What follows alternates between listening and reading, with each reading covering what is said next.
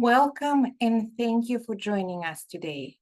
Please note that this symposium will be recorded and links to the recording will be posted on our website and shared on our email list.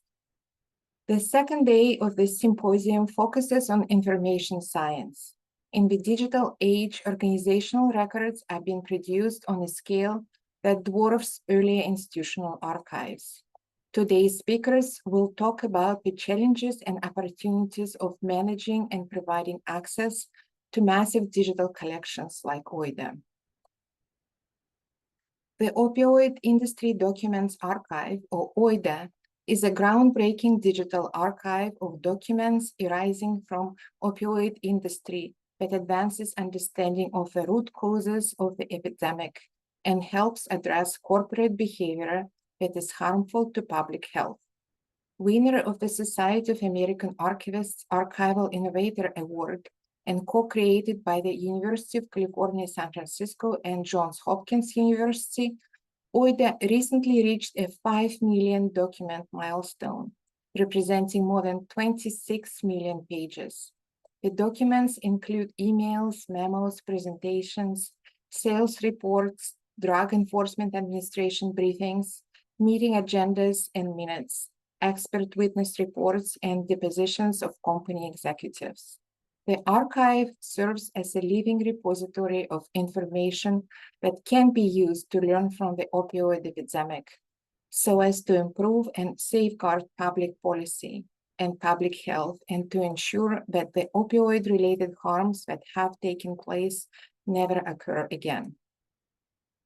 OIDA was created and funded in part through settlements of public interest lawsuits by states, and we would like to acknowledge the millions of Americans who have been personally impacted by the crisis, as well as to recognize the attorney generals and many parties whose vision and commitment to transparency and accountability has made the archive possible. We strive to ensure that OIDA serves as a trusted source of information to help people understand the US opioid crisis. We are developing this digital archive and its supporting resources for the benefit of the public, including individuals, communities, researchers, journalists, policymakers, and others affected by the crisis. OIDA and its services are freely available to all. I would like to personally thank Kevin Hawkins and Amanda Norman, two members of the OIDA team that have worked especially hard to organize this year's symposium, as well as my colleague, Kate Tasker, director of the UCSF Industry Documents Library, and the broader teams at UCSF and Johns Hopkins that are responsible for the archive's enormous reach and impact since its inception only a few years ago. Finally, I would like to thank all of you and all of the speakers that are participating in this year's event.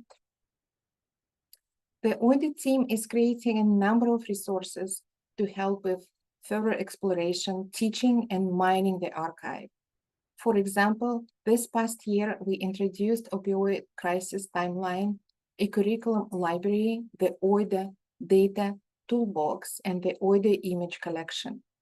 These resources, as well as our research guides and upcoming curated document sets, provide archive visitors with footholds and tools for research, data analysis, and other forms of exploration and discovery.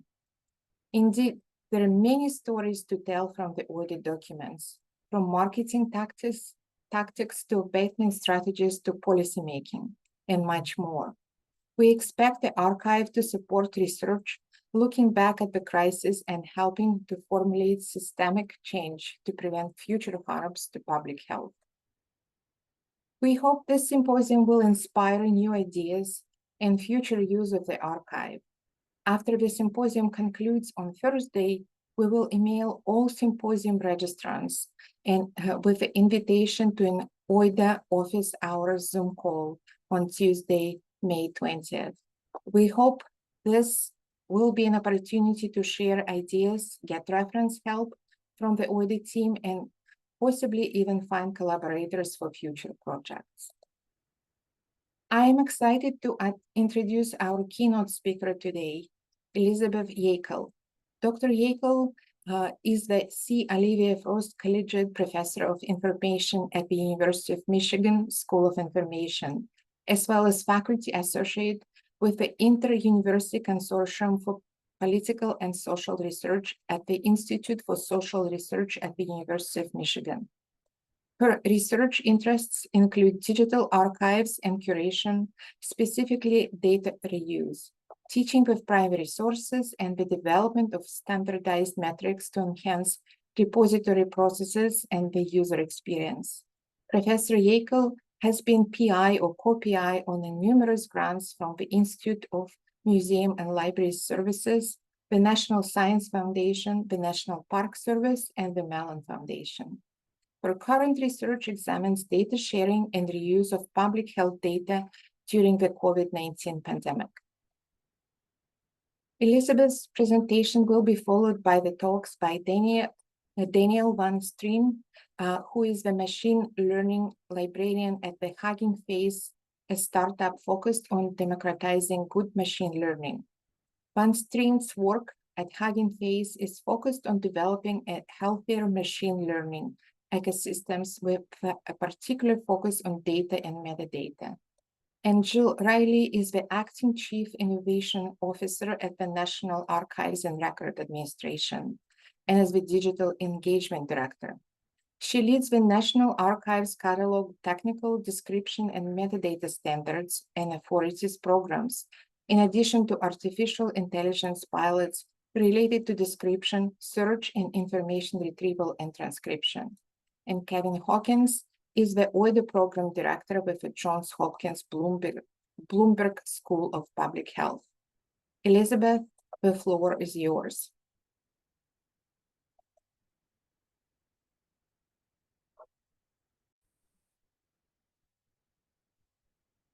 Thank you, Polina, and thank you for,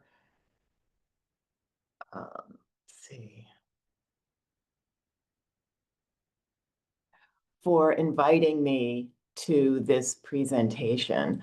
I am particularly happy to be presenting today with the other presenters because I think that together we will discuss a real balance of providing access, preservation, and curation to data archives and traditional archives in new ways. I'm going to start out and probably be the least technical. I think that as archivists and as data curators, we've spent a lot of time over the past decades working on technical solutions to make our records more accessible. But I'm going to talk more about the societal structures and what I'm calling knowledge infrastructures for open science, and data reuse. I want to address structural issues around preservation and access. And to do that, I'm going to first talk about open science as a whole, and then in particular, data sharing and data reuse. Because I think we often think of repositories as buildings, as institutions, as the material that's in them, but they're part of a much larger social infrastructure. And I think OIDA has done a really great job of placing itself within a larger social infrastructure. So I want to talk about three cornerstones of what I call the societal infrastructures for open science: government, communities of practice, by which I mean scholarly communities, or even communities of citizen science that are interested in a certain area, as well as law. What we have, I think, what we're seeing today are conflicting priorities on openness. In the past several years, I was very encouraged by statements from the Office of Science and Technology Policy in the executive branch and the new NIH policy for data management and sharing. These came almost a decade after their earlier discussions around data sharing. And I think these moved us closer toward a mandate. I think, unfortunately, what we're now seeing is perhaps some retraction on that and what ProPublica has called the kind of war on measurement. What we know and how we know it is getting more difficult because it's more difficult to find some of the data in government.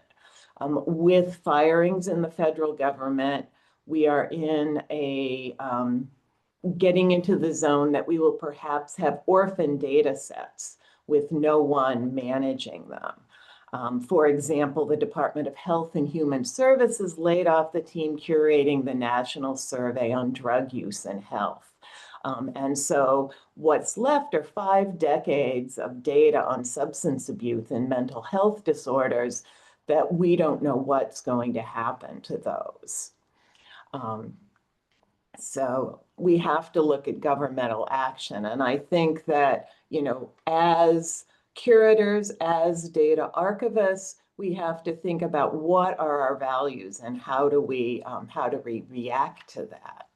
You know, as scholarly communities, many have put a lot of effort into creating fair data, that findable, accessible, interoperable, reusable, or FAIRust, as NASA has developed, adding that it's, you know, understandable, secure, and trustworthy.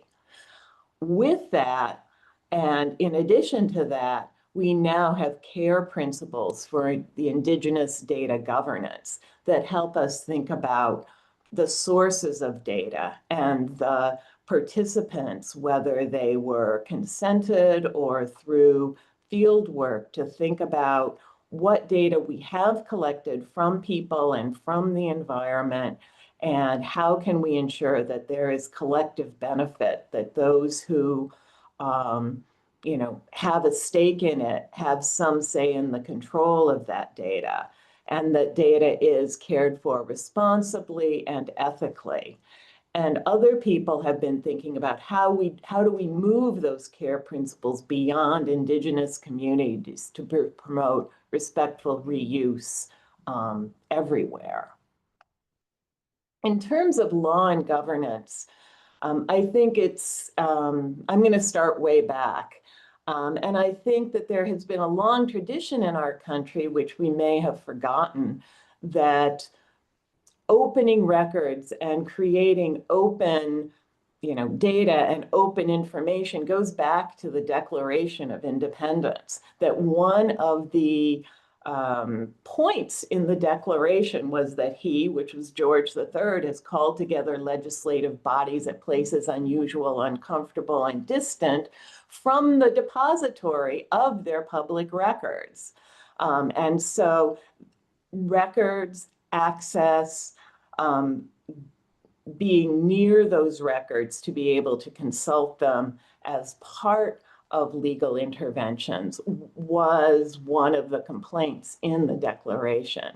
And since then, we have had a slew of other actions, you know, more than I could put on one slide. Of note, I mentioned the Presidential Records Act of 1978, which made presidential records public documents for the first time.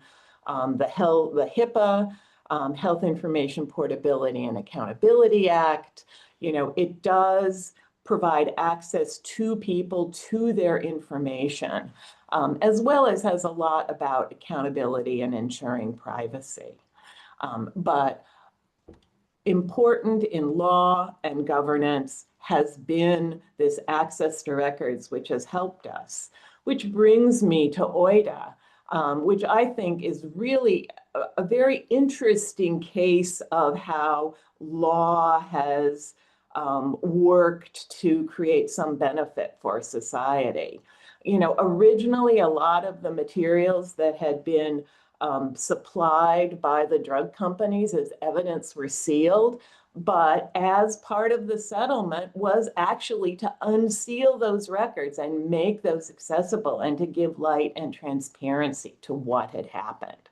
And in one of the cases, the judge noted that this ensures that scholars and the public can have access to all of these materials. And I think that's a key value, was seen beyond the record that these were just legal evidence, that these were really important historical societal documents the judge went on lessons to be learned from the conduct that was uncovered and revealed. And I think that's really important. And I think this is part of a much larger tradition that we should value in our country. And all of these contribute to open science in different ways. That open science is about the replication so we can verify existing research. It's about reuse to test new hypotheses and create new knowledge. And I think this is really important. We saw the problems with that of the opioid industry claiming that they had, replicated at least a methodology. This one reported by Hyam and Horowitz, but when we look at that, we realize they really didn't replicate the methodology of Jick and Porter. And that the Jick and Porter study of opioids was in a controlled environment of a hospital with inpatients. So open science is predicated really on a lot of societal mechanisms and structures.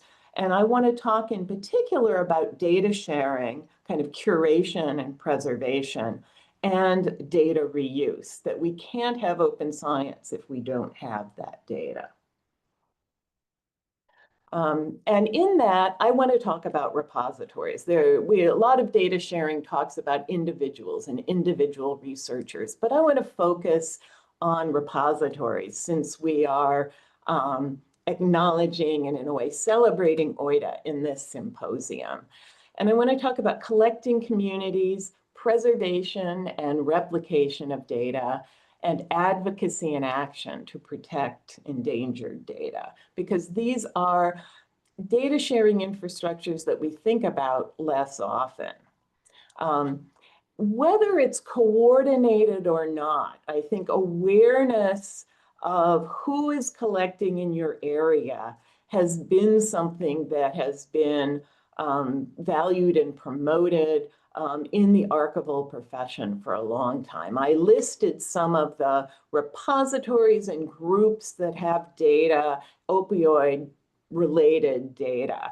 And we see that they are in academia and in government, that these are important parts of a piece, that even if there isn't coordinated collecting, there is coordinated knowledge about what each has and what each can provide, both on the repository level as well as in the scholarly level, about what data and what concepts can be used best with what data or archival records.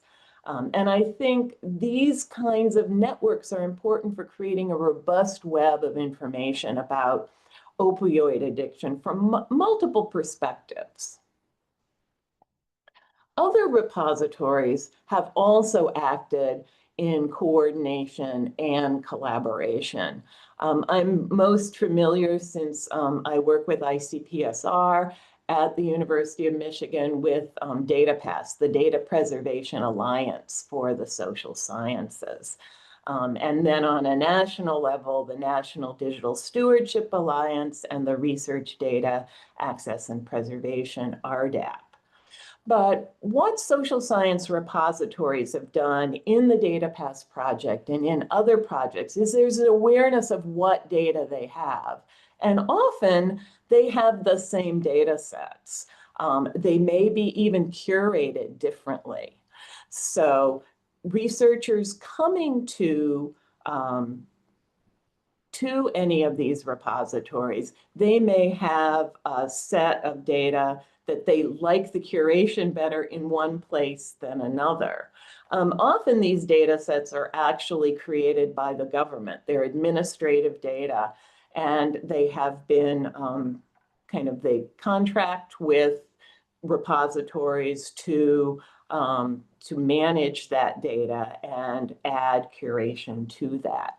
And that kind of data coordination is important. It provides replication. It also provides for a way that the private sector or the academic sector can add value to government administrative data and make it more accessible to researchers, to people teaching how to do statistics to other people.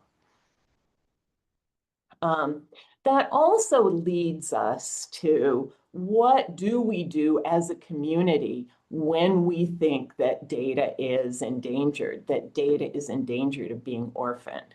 And there are a number of different projects that are currently going on. Data rescue projects really started during the first Trump administration. I think they were, I'm not sure that that was totally needed at that point, but it seems that the problems around the data in the current government are more severe than they were during the first Trump administration, particularly with laying off employees around some of the major data sets. I mentioned the data set on drug abuse and mental health. Another data set is the ERIC database, the educational resources database, the NCS, the National Education Statistics. There are lots of these major data sets that even if the data set is still available, the people managing the data set isn't. So whenever you have orphan data, things can change and become problematic. In addition to the Data Rescue Project, there is also a project called Data Lumos, and that project is taking data from things like the Data Rescue Project and other people that they perceive are endangered or orphan data. There's a lot of data from the government, and I pulled up one that's from the Department of Veterans Affairs on opioid prescribing data.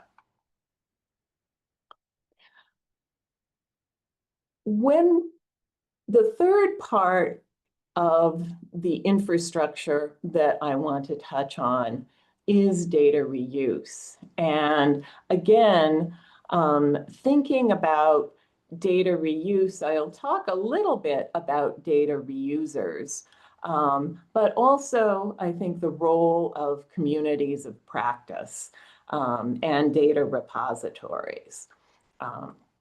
And particularly, I want to talk a little bit about trust.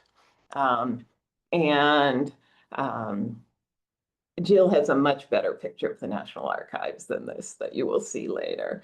But so thinking about trust, I want to talk about trust in the data sources, data producers and data repositories, and trust in the data itself, and a little bit about data quality attributes.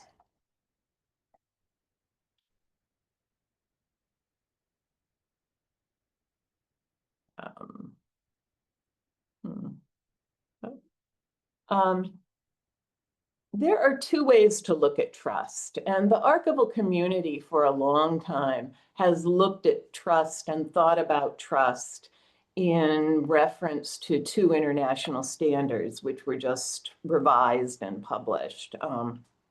OAIS, the reference model for an open archival information system, and audit and certification of trustworthy digital repositories. In this model, trust is sought. And I think it's a highly technical process that is necessary but not sufficient. And I think particularly in this day and age where there is less trust in science, less trust in institutions, we need to think about trust not only as something that is sought, but something that's bestowed. And it's bestowed by the general public. It's bestowed by communities of practice. And there are three aspects of trust This is from a paper with my colleagues, Michelle Faniel and Lionel Robert. And these three aspects were shown to be the most significant for trust in data repositories. And the first is integrity, consistency of actions, sense of justice, congruence between words and actions. So repositories that have built up a reputation for,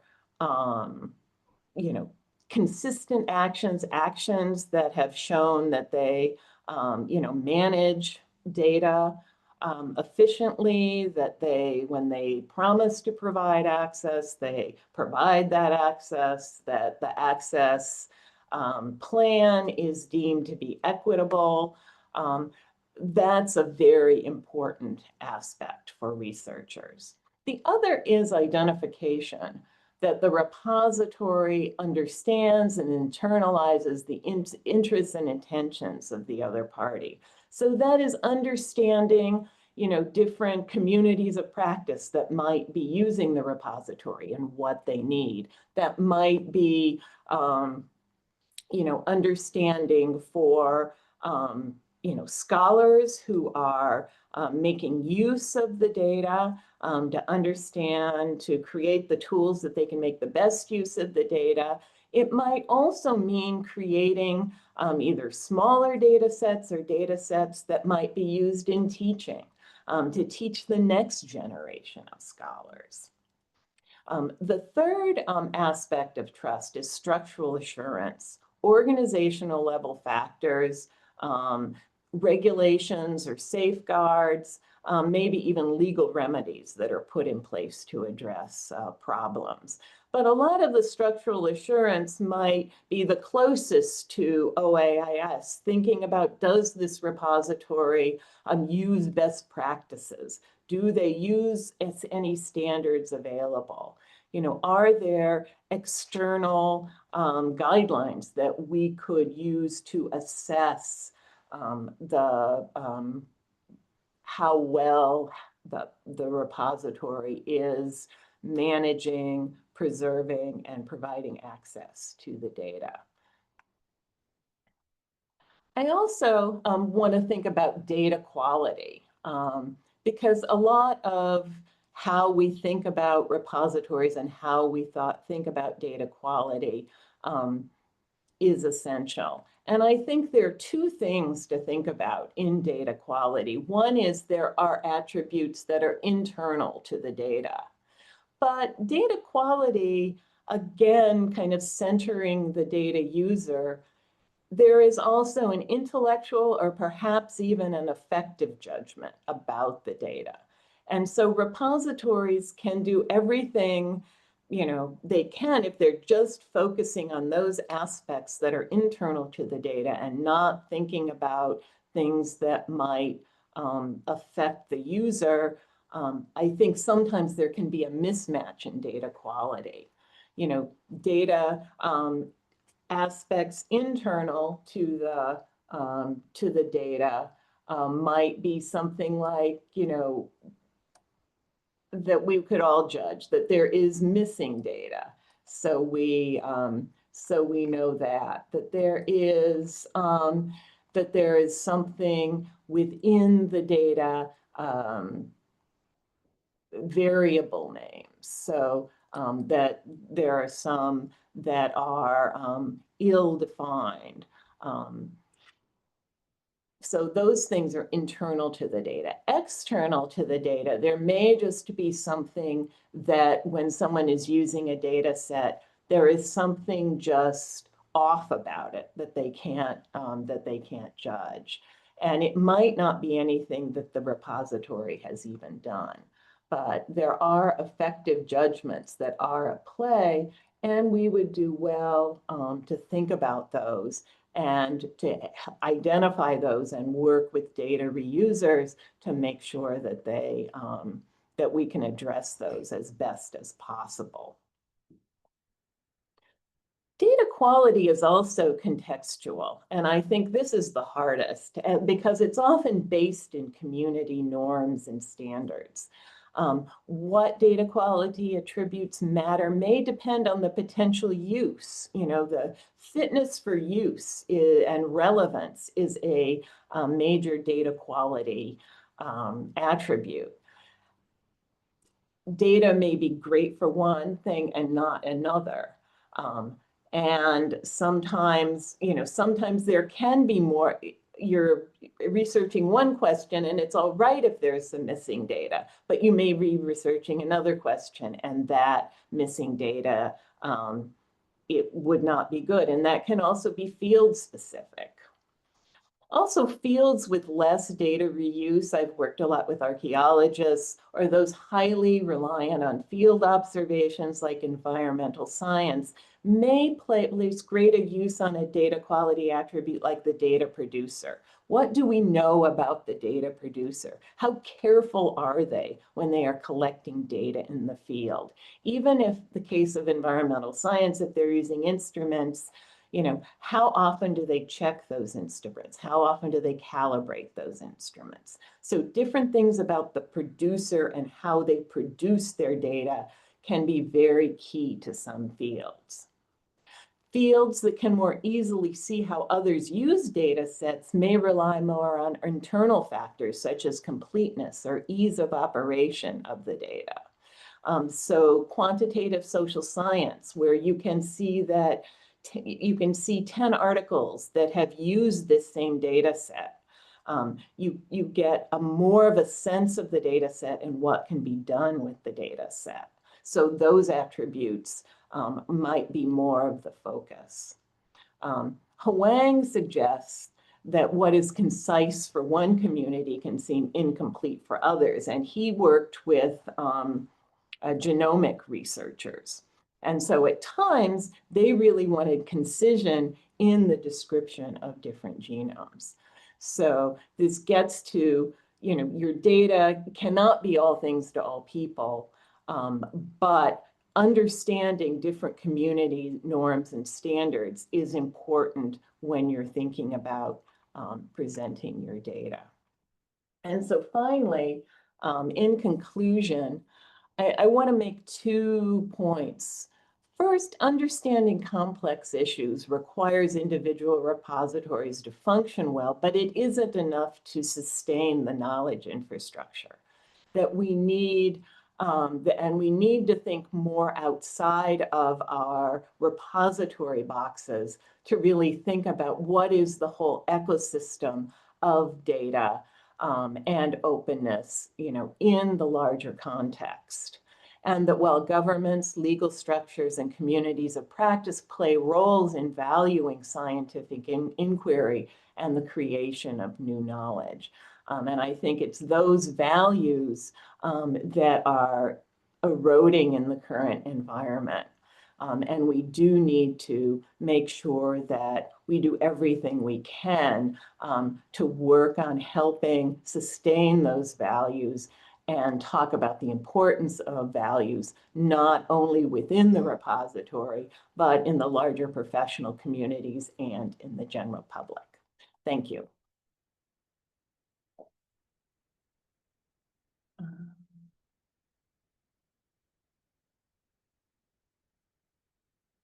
Thank you, Elizabeth. Thank you, Dr. Yakel. We now will be opening for questions and answers. And you can put your questions in the Q&A chat in your webinar, in the Zoom webinar interface. And maybe while we're waiting for questions, I can start with a first question. What are the ethical considerations and responsibilities involved in the governance and use of data, especially in the relations to principles like fair trust, and how can this principle be extended to promote respectful reuse of data? Thank you, Polina, for that question. I think that's a really key question. I think we always have to think about not just back to the data, but back to the participants. What were the original strictures around creating that data? What did the participants understand? What kind of consent did they give? I think that's very important. In a lot of cases, I think that if there are lots of data inviting representatives from the communities to be part of the decision-making around policy development. They'd be a voice in the room. And so community participation in archives, that's become in many public health studies, particularly around community health, one of the mandates or one of the best practices is now to involve members of the community that you're studying as part of the research team, just to hear that perspective. So I think that's important. Respectful reuse, I think, is something that constantly has to be thought about. It has to be thought about when researchers are sharing data. And I think the repositories need to think about it and to make sure that as they continue to manage and curate that data, that they are still abiding by the structures that are there. So I don't think that it's something that either that repositories can say, okay, we have it, we know we have the permission to share this data, but it's something that has to be managed over time and to keep on checking back periodically to make sure, yes, this is still okay. Thank you. So we got another question in the chat. Are there things OIDA could do to cultivate user trust? What I guess we as archivists should do? I think definitely talk with user communities. I know that OAIS, talks about designated communities. I'm sure very few archives have, a designated community, but I know, OIDA must have, some major communities of users. You may want to, have focus groups or some mechanism for getting feedback from them. Teachers, I know that you may have a group of instructors that use your data to teach the next generation about statistics, thinking about how to make that possible, because I think that's an important kind of paying it forward in the community to next generations. I think including people in, if there are new policies, to vet them in communities to see if there's something you haven't thought about. I think it's really listening. It's listening, it's talking, it's being present at the conferences that people are at. It's being there with them, that you're not just the repository, the building they go to, or the website they go to. It's being there and having a face. Thank you. Another question from the audience: how can the research community and journalists be better positioned to call out efforts that undermine the trust and integrity of existing federal government data sources, or to call for the need for the data sources that can track the impact of program changes or cuts? What legislative efforts might be undertaken? What might foundations do to step in to help? I'm not sure in this environment there are any legislative efforts on the government level that could happen. I think on this, in the state level, I would look at every state has records laws, to look at those and say, could this happen here? Something that might preserve state data sets or municipal data sets that are also very important. For example, in the COVID-19 pandemic, a lot of the data that went to the CDC was from states. So if we could just preserve the state data, for a lot of public health things like the measles epidemic that's, on the horizon potentially. That would be important. I think what we can do is report data that we think is endangered to things like the Data Rescue Project. I know the RDA, that I mentioned, or RDAP, is they've been having seminars to help people learn how to grab government data. I mean, there's a tremendous community out there of interest. And, the ERIC database that I mentioned, a community has just gone into that and is doing heroic efforts to try to preserve those kind of that gray literature and data in that. So I think I don't think this is a case that one person can't do a lot, but there are efforts. And so join those efforts and understand how you can contribute to the larger efforts, because as coming from the bottom up, I think we can do things to preserve that data and, as I said, work on the state level. Yeah, but how sustainable are these grassroots efforts? Because they are missing the infrastructure for maybe long-term preservation. So what would be the solutions here? I think, you mentioned foundations. I mean, if we could, have some, to pay people to do parts of this, there's a tremendous backlog of data that's there. Repositories that are collecting this data, like Data Lumos or the Internet Archive in the case of ERIC, to support those efforts, because maintaining a lot of data is not inexpensive. So, creating that, I said I wasn't going to talk about the technical infrastructure, but feeding the technical infrastructure as well as the societal infrastructure. Wonderful. So another question from the audience. I see it as worrying that data structured for one field of practice can make the data less valuable or usable for other fields of practice. Can this be mitigated in some way?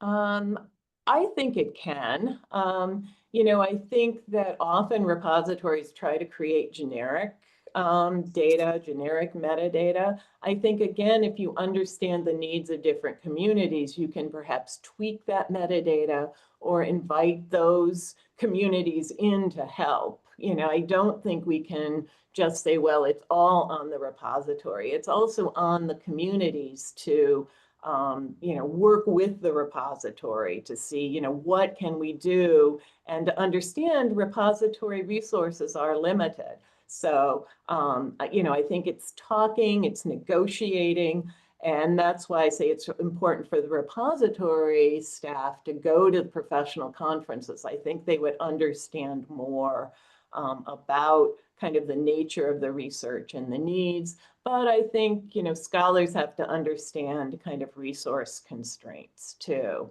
But I think you can do things, and that's only done by, by understanding and by negotiating.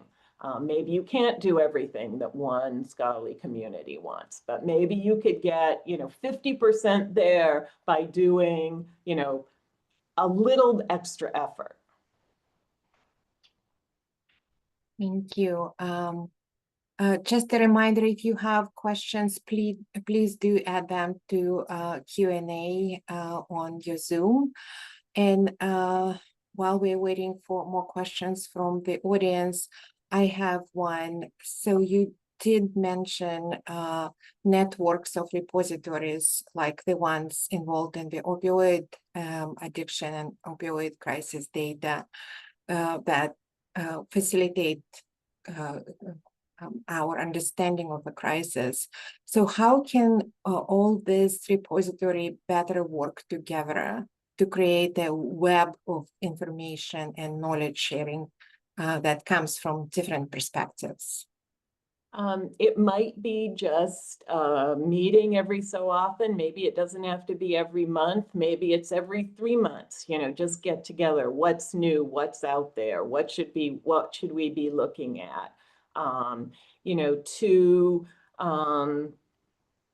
when you send staff to different conferences, maybe to make sure that the metadata staff from the different repositories gets together. Maybe someone has, developed new techniques, as, I think Daniel and Jill are going to talk about, how can we make sure that any new promising techniques diffuse in the community more quickly? So I think things like that are important to keep up the connections. Thank you. Let me see if we have more questions. Oh, yes, we have one more question.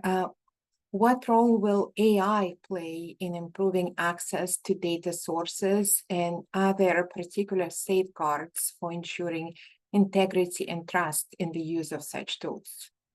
Well, I think AI is promising and challenging. I mean, promising in that, you announced earlier the number of documents in OIDA. No person could ever go through all those. So some type of AI enhanced ability to search through things, definitely could propel kind of the science and the study of things, and to be able to pick up larger patterns. Still, that has to be verified by humans. The downside of AI is, I think, using it in an unmonitored way, or not having enough data, or for training data. And there may be some types of drugs in your industry or other things that someone might be researching, and then use AI to come up with conclusions, but you really don't have enough data there. But it will still come up with conclusions, and it won't tell you. So I think keeping the human in the loop, and I think as a society, as a community, even as an individual, how can we best leverage AI, but not just give all of everything to AI and say AI can do it. That I think we're still in that leveraging stage and figuring out what it does best. And what it did best last year is different. It does more best this year. But I still do think it has enormous potential and positive potential, but we really have to make sure that we don't over rely on something that's just giving us more misinformation. There's a lot of misinformation in the world. Well, thank you, Dr. Yakel. That was a thought-provoking presentation, and this question gives us a great segue to presentation by Daniel and Jill. Kevin, I'll pass it on to you. Great, thank you very much, both Beth and Polina, for for opening this day of the webinar here. Really interesting thoughts. I love that presentation that gave us a kind of high-level perspective on a number of issues related to archives, and gave us certainly lots of food for thought about how we're approaching things with OIDA. So again, I'm Kevin Hawkins, and Program Director for the Opioid Industry Documents Archive, and I will be facilitating the rest of our panel today. So again, we have two speakers, Daniel Van Strien and Jill Reilly. Polina introduced them earlier, so I won't belabor further introductions for them. But we'll have each of them speak for about a half an hour. We actually have some little extra time here, so we might even go a little bit longer. And then afterwards, we'll have a discussion here among, both with the audience here again, relating to both of those presentations. So looking forward to that as well. We certainly should have plenty of time for that as well. So first up today, Daniel Van Strien, again, who is the machine learning librarian at Hugging Face, which is a startup focused on democratizing good machine learning. He's worked there and focused on developing a healthier machine learning ecosystem with a particular focus on data and metadata. And he previously worked at the British Library on the UK's largest ever digital humanities project. And is certainly very familiar with the world of libraries and archives. And we're really pleased to have him joining us today. So Daniel, over to you. Okay, let me just get my screen set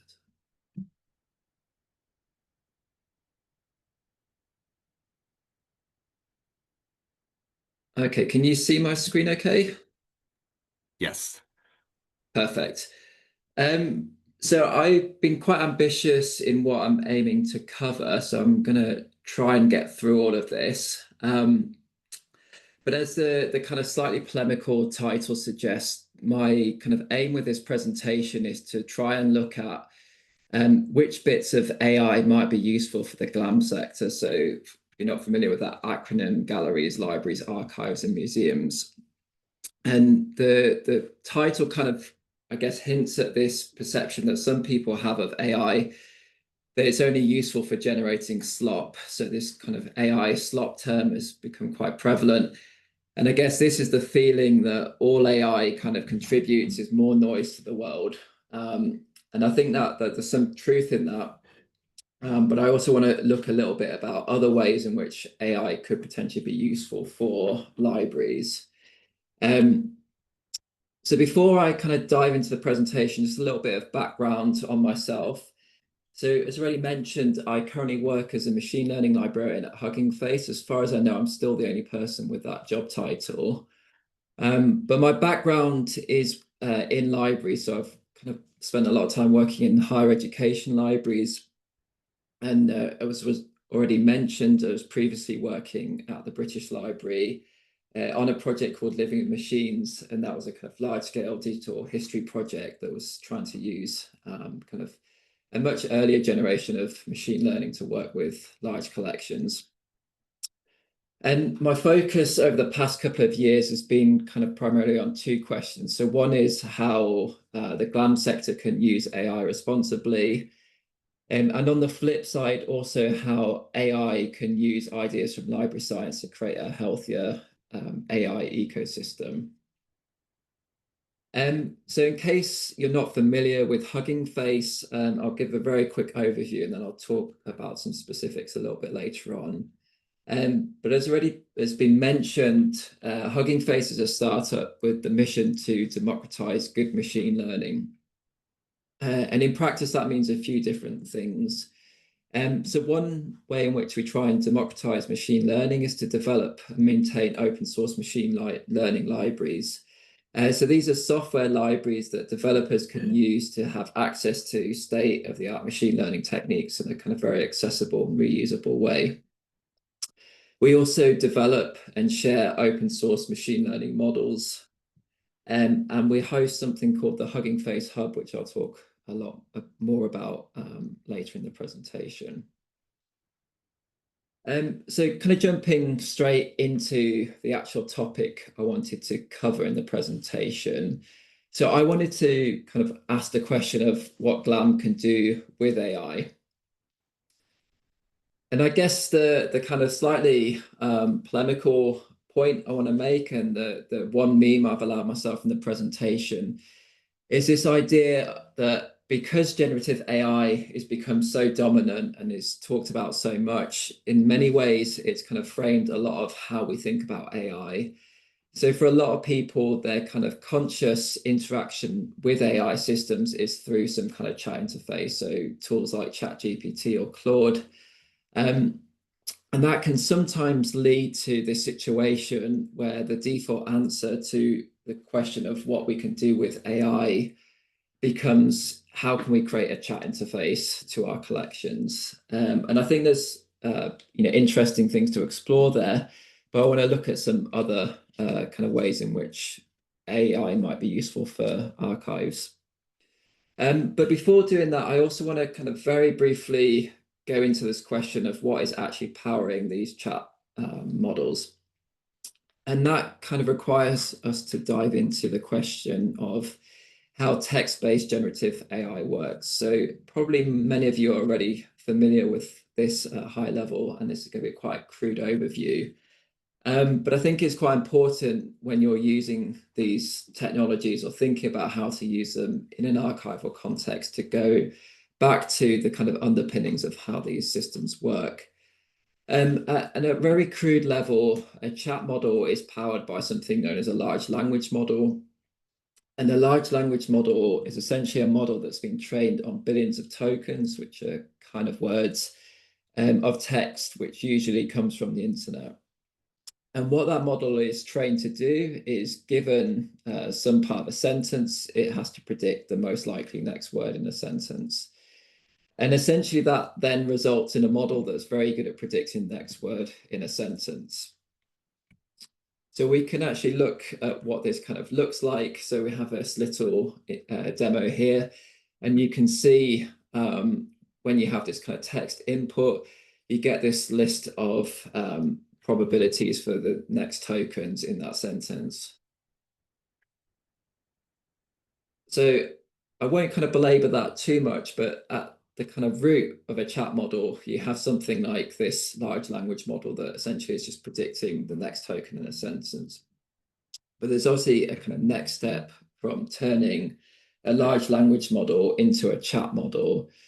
And that's usually done, at least in part, via a data set that looks a little bit like this. So you can see we have 3 columns here. And the ones we're kind of most interested in is this question column and then this response column. And what you kind of do to get this chat model is you start with one of these large language models, and then you train it on a data set that looks something like this, where the model is shown a question and then it learns what kind of response it might want to generate. There's a few extra steps that are usually done after that, but this is kind of the fundamental underpinnings of how a chat model works. So that kind of leads to the question, if you want to chat with a collection, how could you do that? And then I guess a related thing you need to ask is, what kind of questions might someone ask? So I've come up with a fairly kind of crude question that someone might ask when they're researching the OIDA collection, or they might have a question related to the OIDA collection. And we'll use this a little bit to frame the ways in which we could potentially help a user answer that question. So if we want to actually have a chat interface with a collection, one of the questions we then have is, how does a model know how to answer that question? And I guess another way of saying that is, how does a model know about the things in your collection? So one way in which you can try and get a large language model or a chat model to know about your collection is to actually train a large language model on the items in your collection. But as you probably know, training large language models is very expensive, so that becomes a kind of difficult solution for most archives. So the other approach that a lot of people are excited about exploring is something known as retrieval augmented generation. So this works in a slightly different way. So instead of getting a large language model to directly answer the question that the user asks, you first retrieve some text from your collection that helps that large language model know how to respond in an appropriate way. And that's done by giving the large language model you use to power your chat interface some extra context. And the way this is usually done is via something known as semantic search. And what that means is that you don't need to use an exact search term to get relevant responses. Instead, you can kind of have a much looser search term and still get some results back. And then that additional context is given to the LLM to help generate an answer. So in practice, this looks something like this. So you get a user question, like the one we had on the previous slide, And then if you want to have a chat interface, you can pass this kind of prompt to a large language model and say, given this context that you've retrieved via this semantic search step, answer the question, user question. So I guess at that point, you already have a little bit of a question of whether that's useful. And I think that goes back to some of the questions that Beth was asking in her presentation about what the expectations of your users are and how you kind of want to serve the needs of those users. And one question that you might already have is maybe we could skip the generation part and just focus on improved retrieval. I think the other question, again, which goes back to this question of trust, is should one of the earliest users of AI be user-facing? So if you build this kind of chat interface, that the kind of person that's being exposed to that AI and its benefits, but also potential downsides, is a user. And that kind of leads to the kind of main part of this presentation, which is about other approaches to AI beyond generative AI.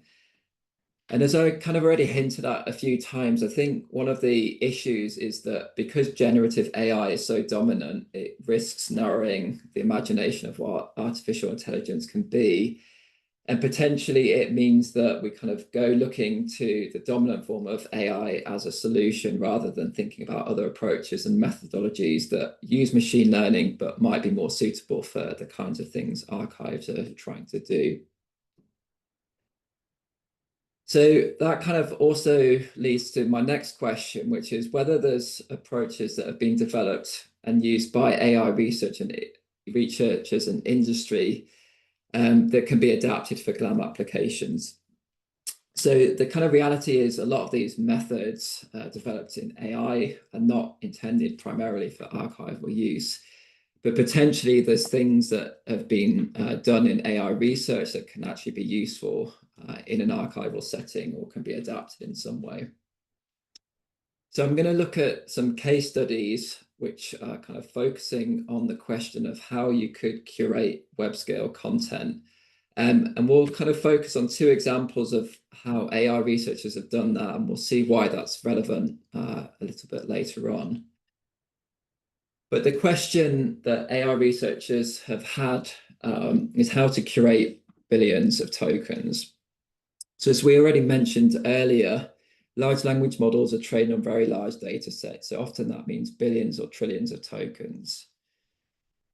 And despite the kind of prevalent idea that more is better, increasingly AI researchers are finding that for training strong models, you actually want to do some curation. So it's not just that putting more data into the model helps it, but you want to have a certain shape to that data and you want to filter some things into that data set and also remove other parts.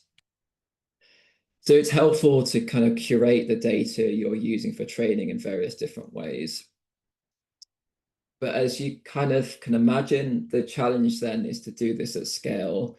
And this kind of goes back maybe to some of the parallels where archives are also facing this challenge of doing things at scale that might be impossible to do kind of manually by single humans. So diving into one of the case studies, this is a kind of case study of a data set called FineWeb-Edu, and this was a data set from the science team at Hugging Face. And this goes back a little bit to the goal of Hugging Face of democratizing machine learning. One of the goals of this data set was to explore a little bit how these large-scale data sets that are used for training LLMs are actually being curated, because there was this general knowledge in the field that some kind of curation was happening, but most people weren't sharing very transparently how that process was being done. So this is a quote from a paper where the model was actually open, but the data set used to train that model wasn't shared. But in that paper, they described their training data as consisting of heavily filtered, publicly available web data. And then in the bold again, you have this according to educational level. So the goal then for FindWeb-Edu was to think about how we could filter on educational quality. So given this very large corpus of text that's come from the internet, what can we do to filter that in the kind of terms of educational quality? And the approach they took was to train a small classifier model for that task. And what that looks like in the end is a data set where you have educational quality labels that can be used to filter for high educational quality content.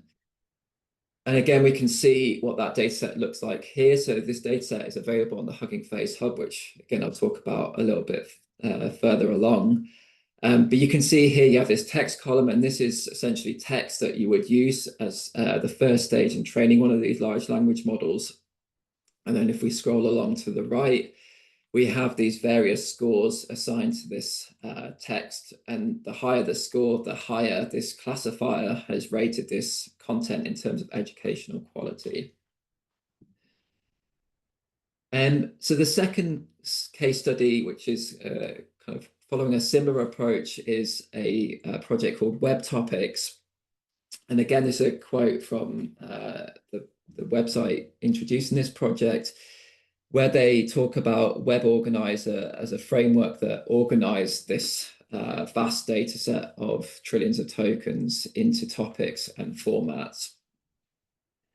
And again, we can kind of see what that looks like in practice. So slightly different to the FindWeb-Edu in that you don't have this rating of educational quality, but instead what they worked on is being able to classify all of these web documents into different topics. So you have things like science and technology, sports and fitness, entertainment.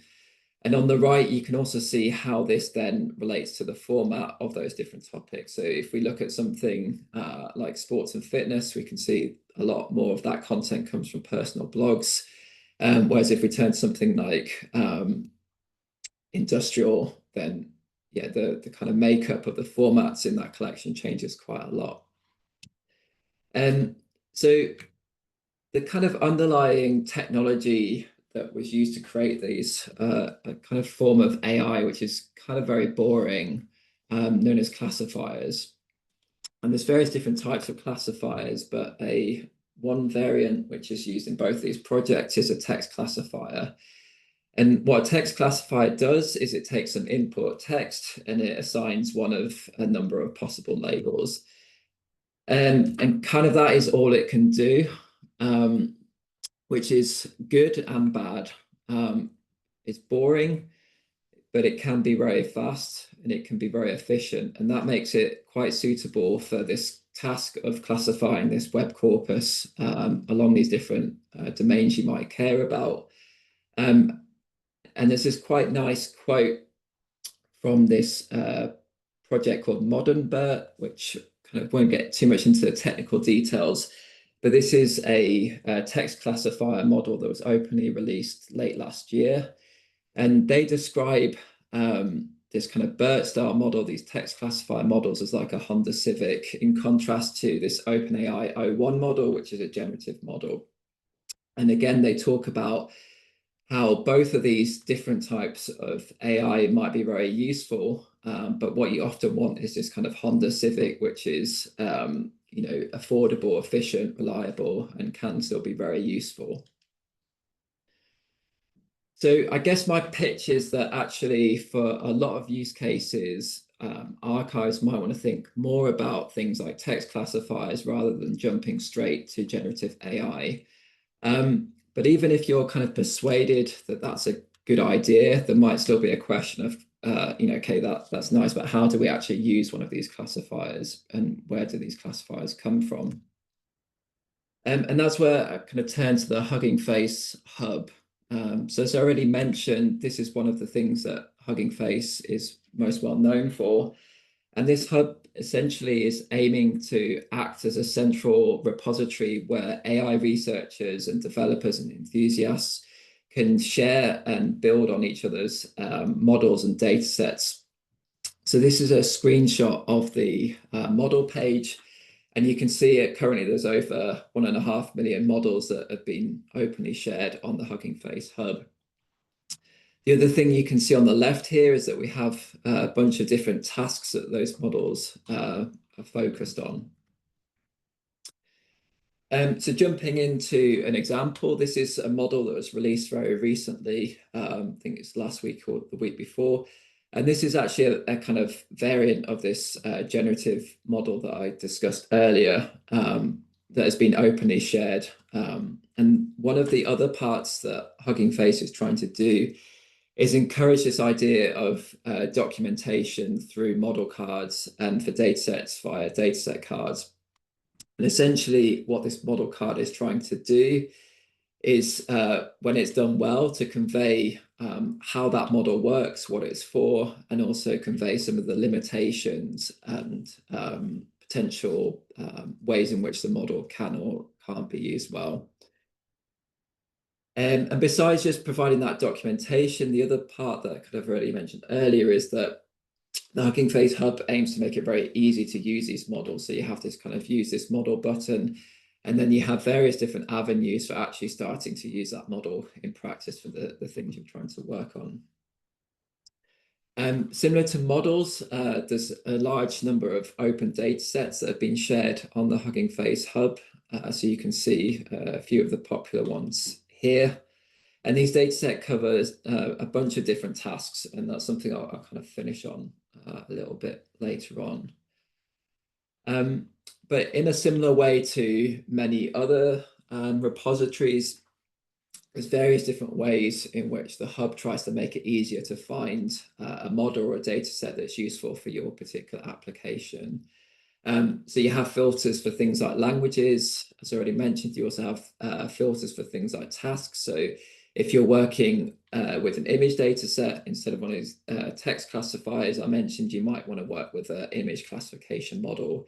And there's a bunch of different tasks that it can be a little bit difficult to understand when you first get into machine learning, but once you kind of understand what these do, can be a useful way of finding a model that's specialized that particular task and might be a good starting point for solving a particular challenge you have.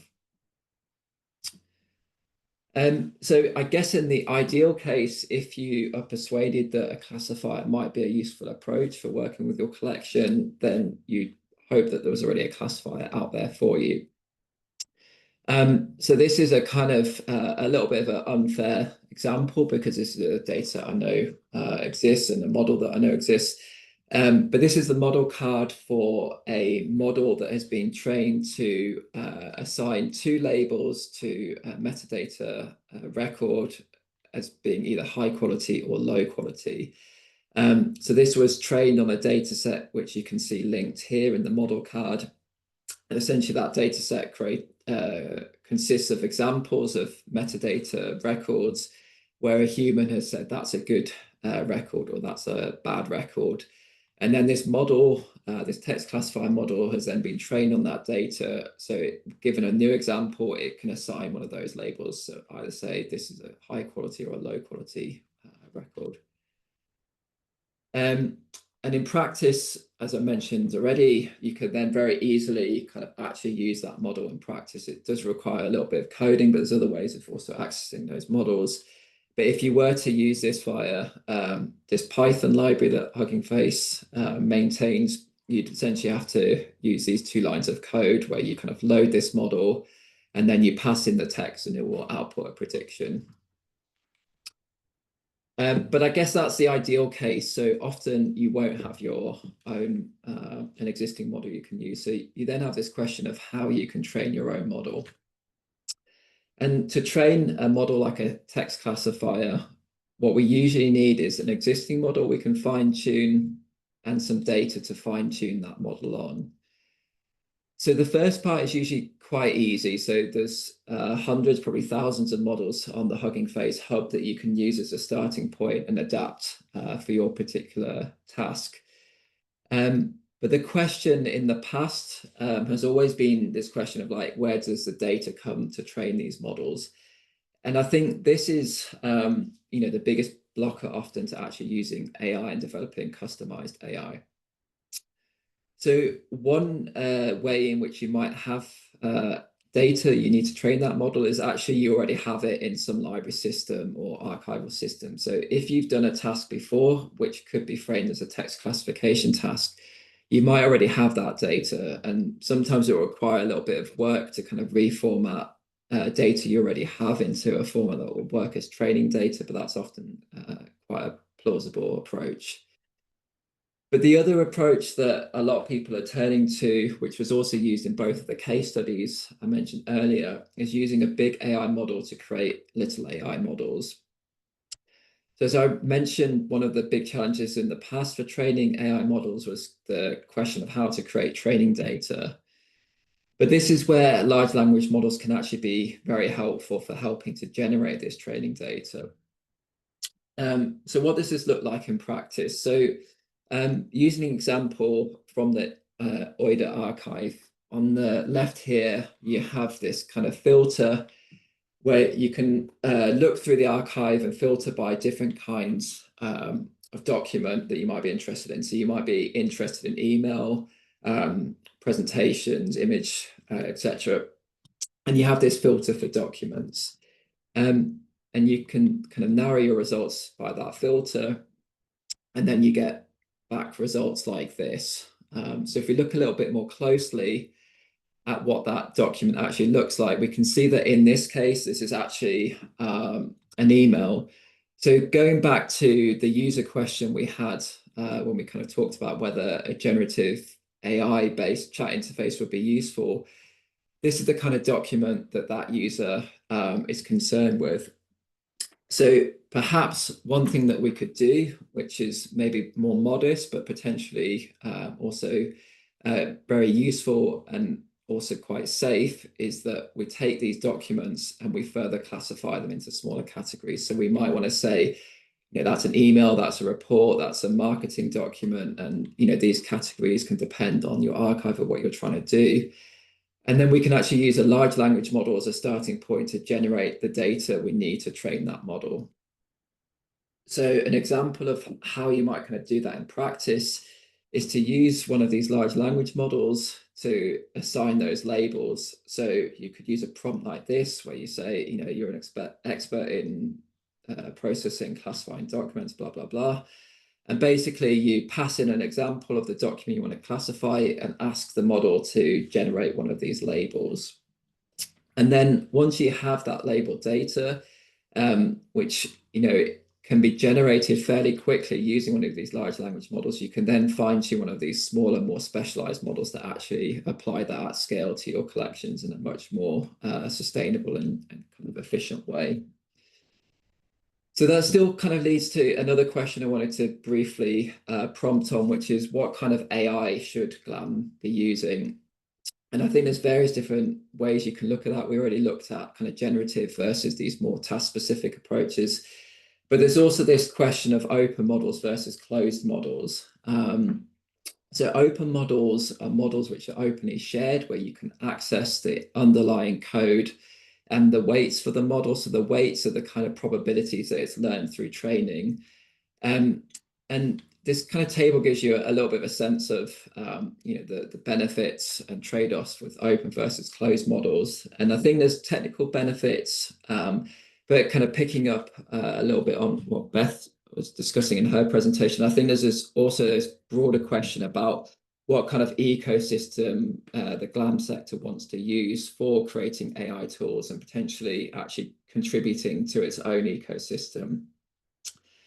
And I guess that leads to this other question, which I think is one of the big kind of blockers for a lot of archives wanting to use AI, is that doing it yourself can seem quite daunting, and particularly doing it yourself in this more specialized way that I've been advocating for potentially does have more technical barriers and resource requirements. But what I want to kind of advocate for is more that the GLAM sector has lots of opportunities to do it together. So there's plenty of examples in the sector of cooperation on shared challenges. And I think this is the kind of big opportunity for libraries and archives, is to start developing open AI tools that are very specific to the needs of GLAM in a collective way.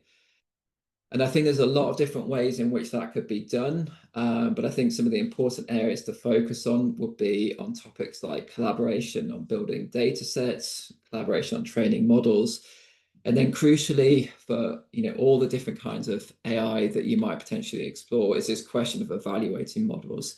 So even if you go down the approach of using generative AI models from closed providers, there's still a lot of work to do to make sure that the way in which you're assessing that model is relevant for the GLAM sector.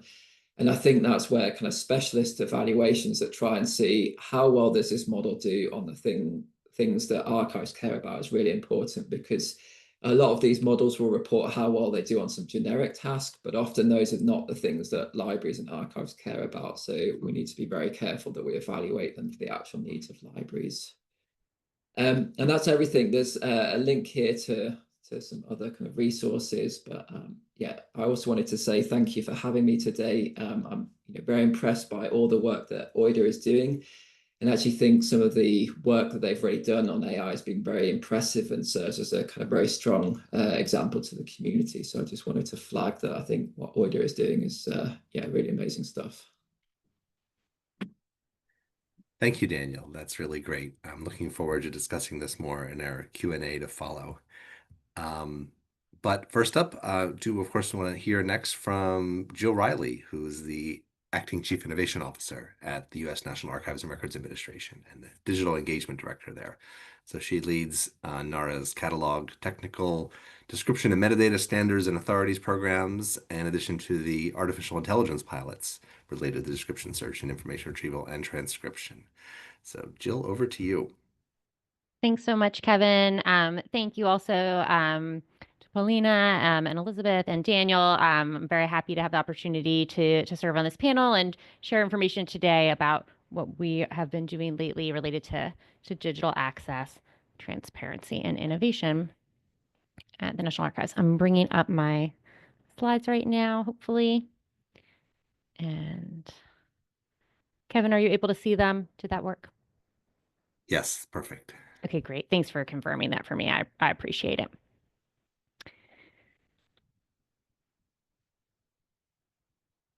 So a little bit about NARA's mission and digital access at the National Archives. As Elizabeth promised, I have a pretty picture of the National Archives in Washington, D.C. And as many of you know, we have locations across the nation, and that includes presidential library locations and our National Personnel Record Center in St. Louis.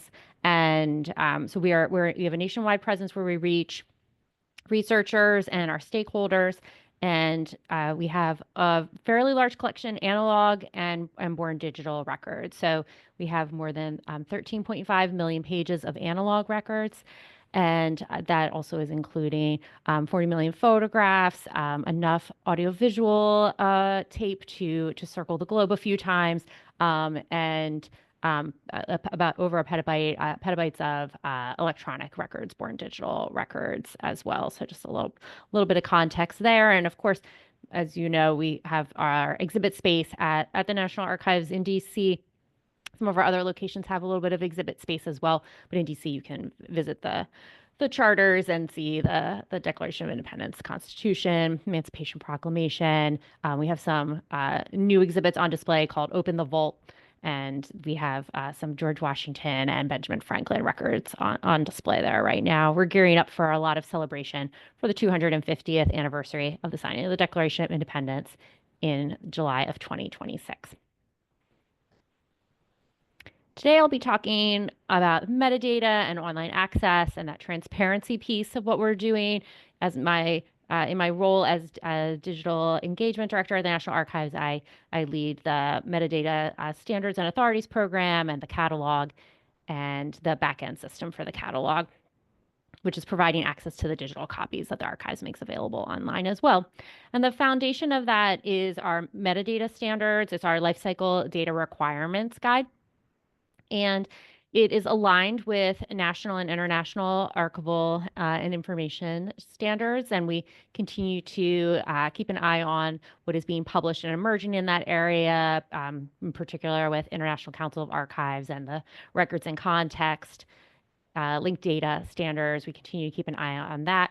And we have ways that we can crosswalk our data via exports. But the LCDRG is sort of our in-house guide with a lot of NARA specific examples. And we have been maintaining this for over the last 25 years. And it also includes information about our authority files and lists. These lists, some of them are maintained in-house and are unique to NARA, but we do leverage other sources from other institutions like the Library of Congress name authority file, Library of Congress subject headings we use, and some other sources there. And these are the instructions and guidelines for how NARA records are described online, from record group collection, top-level descriptions through series, which is our sort of our fundamental level description, then through file units and down to item level. When we have changes to the lifecycle data requirements guide, or we add more examples, we run that by our standards board, which is made up with representatives from across the National Archives organization. A little bit about our description program by the numbers. We have just 6 staff in our central office that work on description standards and authorities, and then they coordinate with a group of more than 300 staff across the agency, and then we have 95 points of contact. So there's at least one, and usually there's one and then 1 or 2 additional backups who are at the different libraries and locations across the country and the different custodial units, even in the DC area. And they are reviewers. We have a multi-tiered review process that happens at that local level. My team coordinates training and standards, guidance, and support for those describers. We've had almost 700 describers over time because we want to maintain the metadata. So we've always just sort of deactivated accounts so that internally we can see who worked on which descriptions and have that trail for that accountability there. But from the public side, it's just descriptions that the National Archives is publishing. And that's why we have so many more describers than current active members. And we have more than 33 million descriptions in the catalog, and we, in a typical year, review about 3,000 new series level descriptions. We added 86 million digital objects to the catalog last year, and we have been working at a really rapid pace this year because NARA is digitizing more than ever before. And we are now at around 390 million digital objects in the catalog.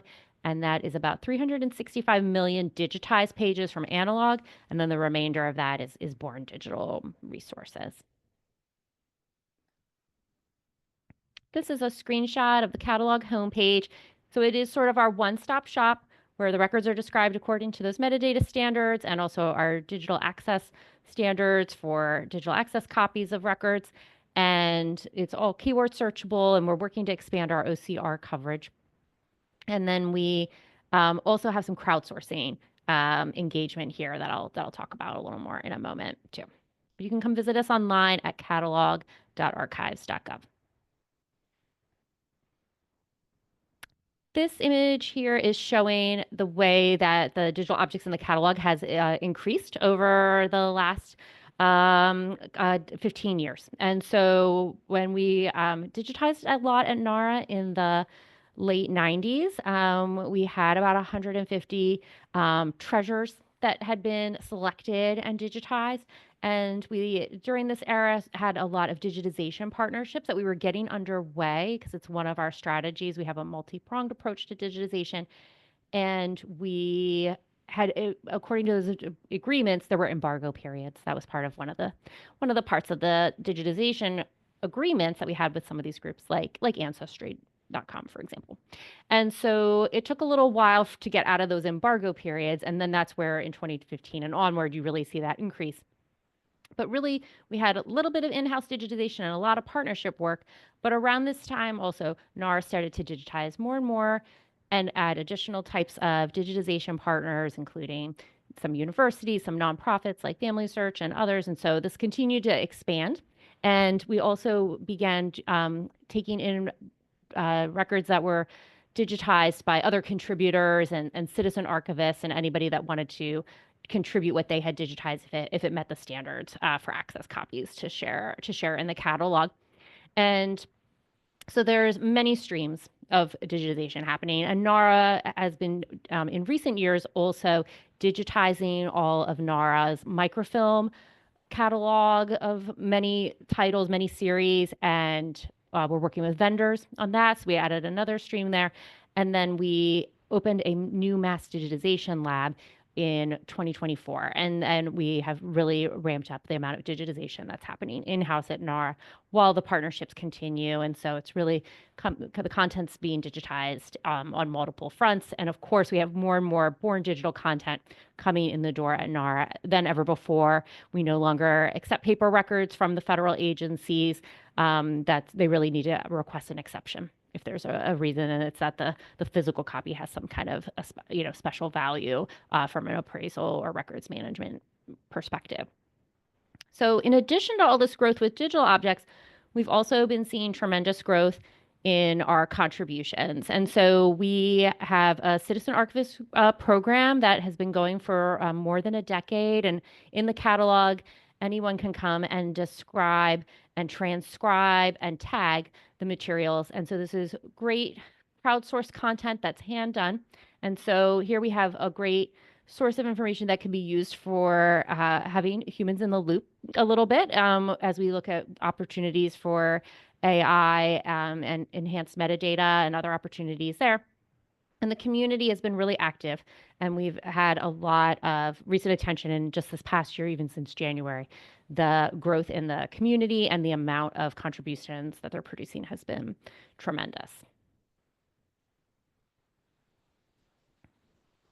Here's a little bit of a picture showing that growth in the citizen archivist community contributions. The vast majority of the contribution types are tags, but transcriptions are continuing to grow and grow. NARA's first use of AI online that we shared was with the 1950 census. We had a partnership arrangement with Amazon and their Registry of Open Data. One of the ways that they share data for open data as a resource to share with others who are looking to reuse data. And so we had collaborated, and they worked on training the machine to read the census tables and the mid-century handwriting of the census takers so that it could predict sort of what were part of which forms. And then on the release day, when we first put out the 1950 census, that was the first time we were ever able on release day to have a searchable index available. And genealogists get really excited about census release day. And they were really happy to see not only that we had used AI, but that we labeled it so transparently that these were machine learning AI extracted names, and that we made it possible that anyone could sign in and clean up those names or transcribe by hand and enhance that as well. And so they really appreciated the transparency, the application of the tool to increase access, and also the way that there was an opportunity to engage and have humans in the loop in a meaningful way. And the feedback on it was very positive. A lot of the genealogy community, especially NARA genealogists, really looked to this as an example of a great use of AI that really enhances access and it shows really visible, clear, meaningful results for the researcher community. And so we had a lot of positive response from them at the time. A really recent project that we have got going last year, we released more metadata, AI enhanced metadata in the fall, and then it has really taken off in 2025 related to the Revolutionary War pension files. And so these are America's first veterans, and we have rich resources with many veterans and their widows and their families sharing the stories of their service to prove that they had served. And so we have more than 2.3 million pages in these files, and we had been wanting to work with our volunteers to transcribe all of these leading up to the 250th anniversary of the revolution in 2026. And so we had begun, we partnered with National Park Service and had a great, fruitful outreach campaign to citizen archivists. They were transcribing a lot. But as we looked at the progress, we saw that even with all the outreach that was happening, we weren't going to be able to reach the goal at that progress rate we were at. We wouldn't be able to transcribe them all by 2023. And even among the community, the citizen archivists, they would sometimes say, aren't you using AI for this? I know handwriting's challenging, but isn't the AI getting better? And so we had been hearing different feedback. And so we were looking at ways to share this. We had talked with our partner, Family Search, who we've worked on digitization partnerships with. And they were letting us know that they were doing a lot of machine learning and generative AI work in the AI transcription space, particularly with handwriting, particularly with pulling out names and places and entities of genealogical interest. And they were really interested that our citizen archivists and PS volunteers had transcribed by hand more than 30,000 pages. And that was a great training set and ground truth set for them. And so we worked out a new kind of digital partnership for the National Archives with them, where we shared the 30,000 hand done transcriptions in a batch download kind of way for them, and then they used that to train their model, and then they shared back AI generated transcription, extracted text for the 2.3 million pages. And then we communicated that out with our citizen archivist community, and we worked with them on how we showed the way to make this as transparent as possible so that they can see the extracted text, that it is labeled as AI generated, that it's labeled as partner contributed, and we're being transparent, even indicating that Family Search is the contributor. And then we made it so that they can view side by side the extracted text and the transcriptions that may have been started by hand, or they can copy and paste it over and then clean it up. And so this is a great way to incorporate those humans in the loop. And the community has been very receptive and happy to see that. They are so glad that there's a way to accelerate this work. They keep saying it jump starts their transcriptions, and they're happy to copy and paste them over, clean them up, and contribute in that way. And so it's been a really positive experience, but I think that transparency, the open dialogue with the community, the humans in the loop aspect, and the way that we've been partnering, collaborating, innovating, all really comes together and is part of why we've had good results here. Additionally, we had always a cursive campaign going on. And it's funny how when things sort of like go viral for the archives, really often you've worked on it for a long time and it just seems like it suddenly goes viral. So we had this Is Cursive Your Superpower campaign on and off, for a little while. But in January, it just really got picked up by USA Today, and then more and more media picked it up. And so once it was mentioned on Live with Kelly and Mark and Drew Barrymore show, it kept getting more and more steam in the media. And so they were talking about this project with Revolutionary War pension files, encouraging people to sign up if they can read cursive and can transcribe for us, and showing a little bit that intersection with the way we're exploring and AI and what we're doing with that in an applied way. And so we, ended up being staff that work on our team. We're on NPR, and I had the chance to be on NBC Nightly News, and then it was repackaged again for NBC Sunday Today. And we, as a result, have had so many more citizen archivists sign up, and they're transcribing more than ever. And so we've had tens of thousands of additional volunteers. And whereas before the citizen archivist community was transcribing about 10,000 pages a week, which was very impressive, but now they are transcribing about 100,000 pages a week. And so it's just been astronomical growth there. And it's a really positive story. I think that people feel like it's a way to meaningfully engage with the National Archives.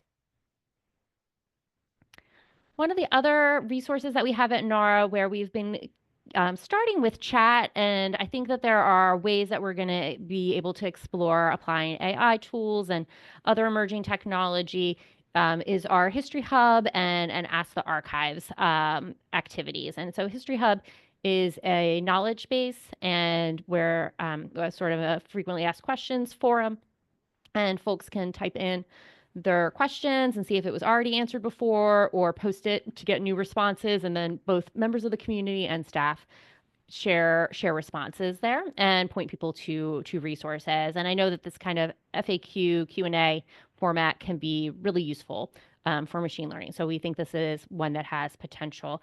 We use some interaction or integration with our contact us form, and then we were able to really reduce the number of questions that were coming into the mailbox because users are able to use this type ahead feature and find History Hub responses right away. And it's definitely saving time and reducing the easy questions so that then the more complicated questions are what the research staff are able to devote more time to.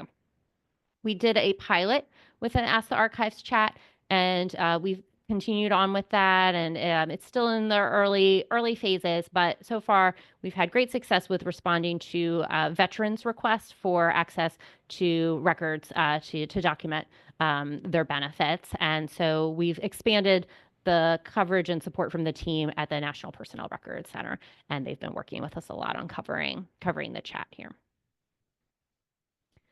Wanted to talk about some AI strategies that we've been using at NAR, and I've been sort of mentioning them throughout, but I'll talk some more after this about our testing and evaluation efforts. And I know that these are things that the folks at the opioid archives, industry archives might be interested in exploring some more as well. I think there's so many common use cases across archives and libraries that have large digital collections and are focused on improving information retrieval and enhancing their metadata so that we can connect our researchers with the information that they need more efficiently. Key aspects of our strategy at NAR relate to collaboration and partnerships. Also, really strong internal collaboration. We've been very committed in our testing and evaluation work, our pilot efforts, to bring together staff from information technology, legal and ethics, our subject matter experts in different areas of history, archivists, usability experts, online access folks on my team, and work together to really produce very strong use cases and tests and pilots of different AI tools to explore their potential to improve access and transparency for NAR's records. We, as a additional principle that I've been mentioning throughout, is to have archivists in the loop as we explore solutions and new pathways for our work, and also building up our staff, and then that collaboration with citizen archivists in the loop. These are key aspects of our strategy. NAR's AI use cases are all available online at archives.gov/AI, and they include ways to identify and protect personally identifiable information, ways to enhance discovery for FOIA, and then I'll be talking about some of the testing and evaluation efforts that we've had underway here. First one I wanted to share about was AI as a description for textual records. For this testing and evaluation project at NARA, we put together an integrated project team with that type of diverse background of experience and many perspectives that I was mentioning.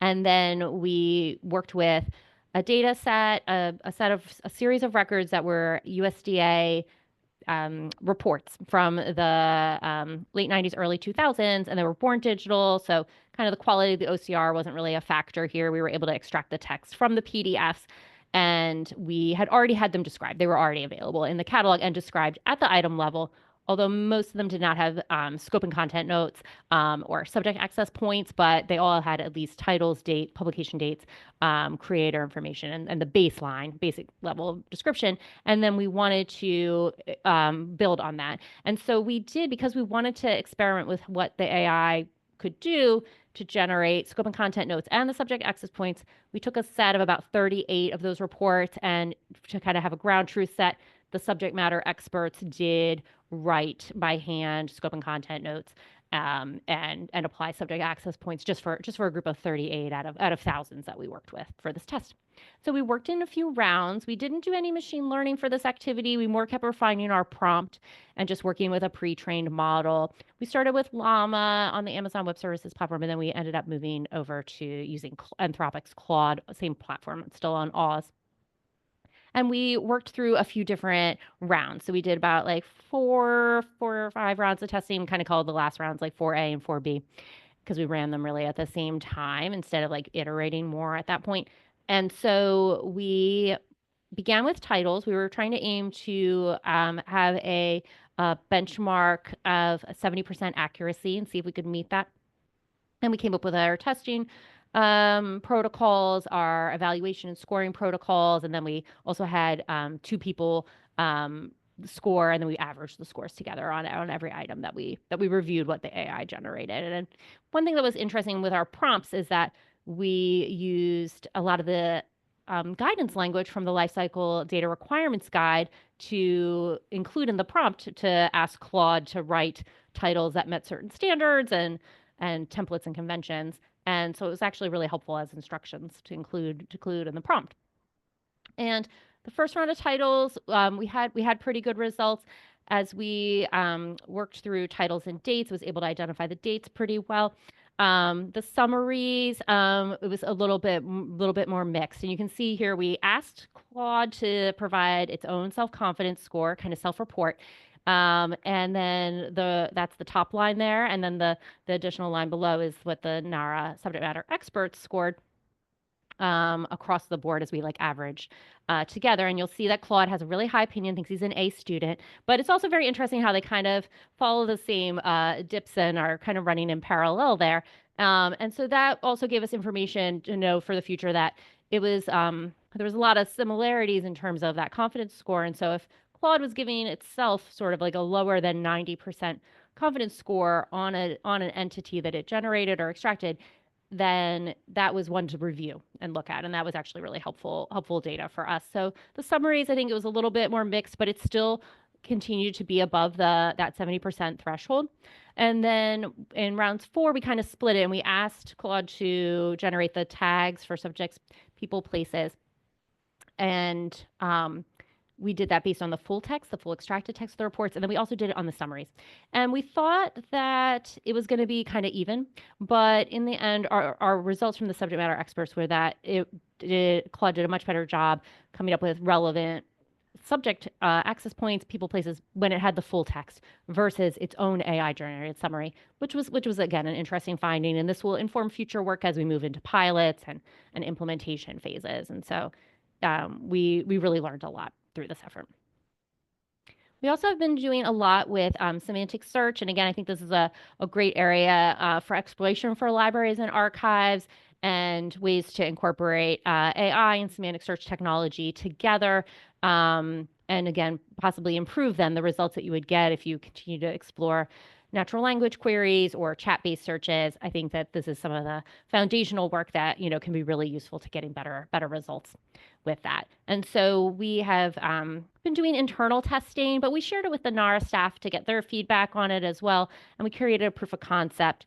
Again, extracting OCR, running OCR and extracting text and generating summaries.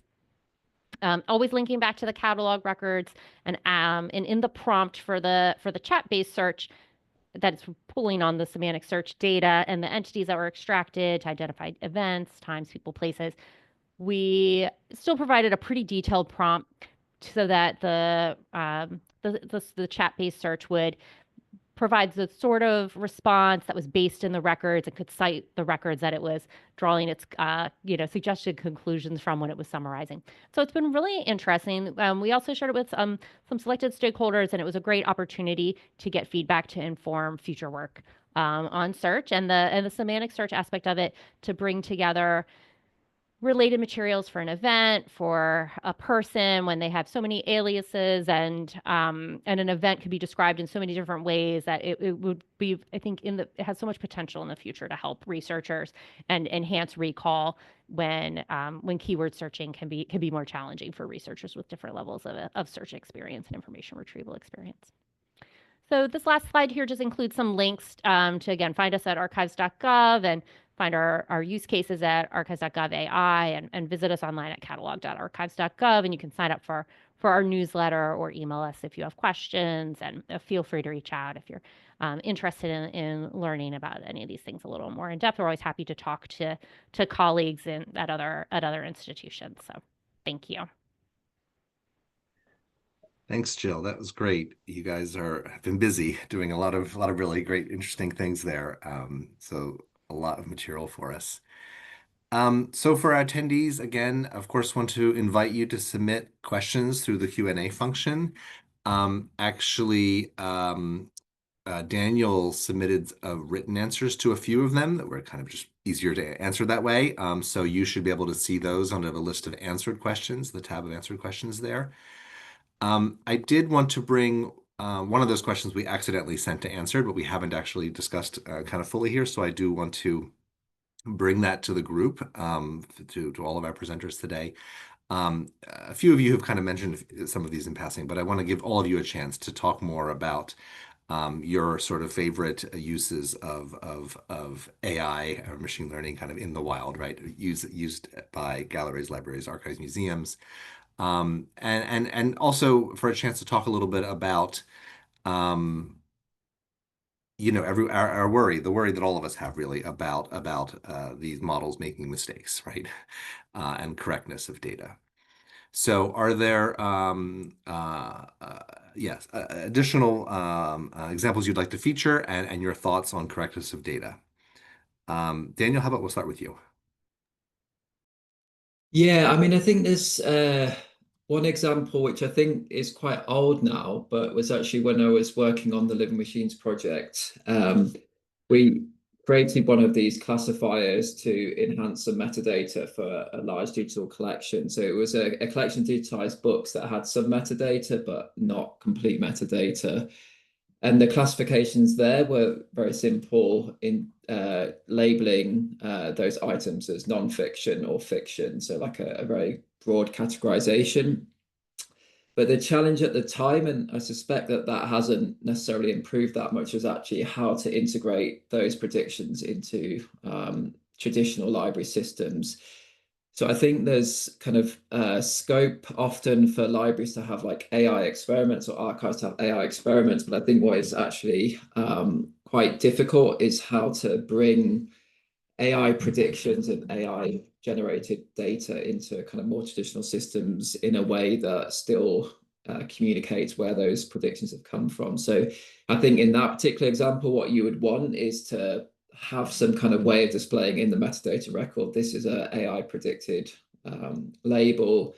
And I think ideally you would then have a link to the model that was used to generate that prediction that's kind of persistent. And then that model has a link to the data set. And then you have this provenance that, realistically, most people won't care about, but some people will, and they really care about it. And I think it also helps build that kind of trust that Beth spoke about.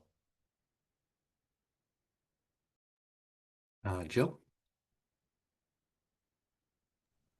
Yeah, we've definitely been working to be as transparent as possible. I like some of the points that Daniel had about ways to share more about what models you're actually using and the tools so that there's transparency there. Because also, additionally, those models are always being improved. And so I think people would be interested to know, too, what models are being used, what versions at what times. And so I think these are really great points that we'll definitely be thinking about and considering the ways to just increase that transparency there, and by putting that in context. So I definitely agree with that. And we've been really making every effort and really looking to get feedback from our users on what they think of the AI labeling and if it makes sense to them. And that usability testing is a key piece of that. I think it's going to keep evolving as researchers and our users see it described different ways with all the different resources that they use in their research. And so I think it's going to continue to evolve. Beth, anything you want to add on this? Favorite AI use cases or thoughts about that transparency of correctness? I love the use case that Jill was talking about in terms of having the citizen transcribers, working on the problem and then kind of working with the AI. And what was really great about that is that they, as she said, they formed the ground truth. There was a good training set. I mean, what I've seen in some instances is people are trying to, they use insufficient data to train. And so the AI starts training on the training data, and it goes down. And so I think that's a really great use case of how to do it correctly and to make sure that you have a large enough training set to do something that you have a lot of confidence in. I also just like the tracing of provenance. I think that's essential with any kind of data, even pre-AI data. What happened to this data over time? What was done to it? And that's a critical piece that often catalogs can't accommodate that kind of description. Yeah, quite true. Some of these problems are in fact old in certain ways, but just newly prominent. We have a couple questions kind of building on this about, user trust, right? The trust in the data, understanding, the risks of AI, the possibilities of hallucinations. Actually, I mean, you were just kind of hinting at that really, Beth, about these kind of problems of the models and their performance here. But I also want to, this question here was going to address the Jill, but really I think it could apply to all of you here about records that were previously available to the public and then maybe have to be pulled back for some reason, and how we can be transparent about these things. Do you all have examples you can share about how this maybe has been done? I mean, especially when there's sensitive information. It could be, of course, personally identifiable information or politically sensitive information. Jill, you want to start us off?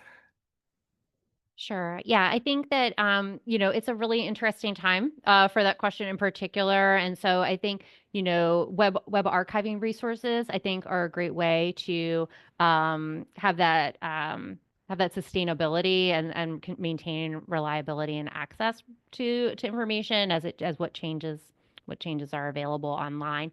And we really maintain and honor the access and use restrictions at NARA. But, again, sometimes something might come up. We often will use a status like, possibly copyrighted or possibly restricted. And so sometimes that changes. And then we just try to be as transparent as possible about that and include something like a general note if there was a change there. And in cases of PII, yes, sometimes we end up putting up a redacted one or a different version, or do you have to pull it down if that's the call? And we have a protocol at NARA for how we work through that and who needs to be notified and who makes the ultimate decision there. And so there's a lot of factors, and we just try to make decisions that we can document, and share that as transparently as possible. Beth or Daniel, other things you might want to add on that topic? I have an example. It's the Fragile Families study that's out of Princeton. And this was a study, a large statistical longitudinal study of individuals from minority groups over time. And it was released. A lot of the data was released and it was replicated in different repositories. But as our tools for AI and machine learning became greater and more powerful and more data sets about people were released, what the PI, the principal investigators, they realized that the families in the study could be identified. And so they pulled it back, and now it has, it's much more restricted. And I think that's one thing we have to think about in all of this, that, as technology moves forward, as AI models get more stronger, that things that we thought were good and things that are out there become more transparent, that perhaps personal information is divulged, that as we get better at searching across things. And so, that's just I guess I'm the cautionary note. The cautionary tale is that, we really do need to think about what the repercussions are in each new level and each new generation of these things, because it can impact other data that's out there and put people at risk or cause harm. And we really don't want to do that. Polina asked me a question kind of similar to that. And I think this is it's a real cautionary tale as we get better and better, or technology gets better and better.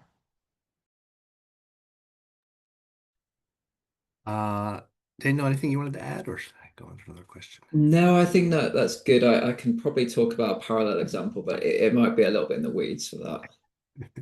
Sure. So I actually want to talk a little bit about this kind of natural language-based search or semantic search, kind of similar, though with some slight distinction there. Daniel, you of course actually said like this is the hot thing, but maybe we should be thinking a bit beyond it, and it can be hard to do. I have been thinking quite a bit about changing user expectations, right? That if users are increasingly expecting to interact with a machine the way they would, like an expert sitting at a reference desk in a traditional library, right? Or something like that, are we going to have to move in this direction, even if it is much harder to achieve and the results aren't as strong? I'm wondering what thoughts you all have on that.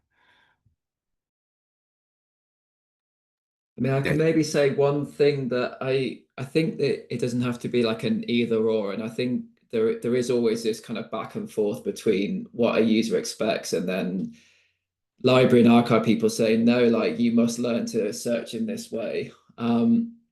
And I think, one big opportunity that I haven't seen explored that much, but has been done in a kind of slightly different context, is this kind of translation of a natural language query into a kind of search. So the kind of parallel that's often used in industry is that you have like some kind of SQL search, so people querying a database, and the way that people can do that now is to say, okay, group by, age, and then find the mean salary and do blah. And that under the hood by a kind of model is translated into the relevant SQL. And I think for libraries that already have like very strong search interfaces, I think it's actually an interesting opportunity to kind of deploy some kind of interface where under the hood, basically it's like, okay, if you wanted to find documents in this category filtered in this way, then that is translated, and then you kind of show the results. But I think it's also quite a nice education piece. It's not to say that you don't want to go beyond that, but potentially actually that kind of approach also allows you to gather relevant training data so people can kind of vote on the responses. And I think that's kind of one of these gradual ways of deploying this stuff where not that much can go wrong, because all you're doing is just displaying stuff through an interface that you already have and, hopefully have some trust in. So I think those kind of approaches, I think, are quite exciting. And, I'd love to see more people experiment with that kind of approach to deployments. Yeah, I think this is a really promising, really interesting area, but I think like being transparent with that user community and listening to the feedback about it is going to be really essential to refining it and keeping moving it forward. And I think Daniel had some good points there too about just transparency and what those settings and prompts are, and also thinking through making sure that there's alternatives. I think so far when we were testing it and piloting a little bit internally, definitely our staff was interested in seeing what the AI generated response was and then going back and comparing it to the traditional keyword search that they were used to, or an advanced filtered search. And so I think that users who are savvy information consumers and advanced researchers definitely want to be able to compare the two and think about it. But I think we have a responsibility too to think through what that means for a user that maybe wouldn't do that kind of verification and validation, and what the disclaimers are, and how can you make those disclaimers not too technical that then they're not in plain language either. So I think that there's a lot of interesting work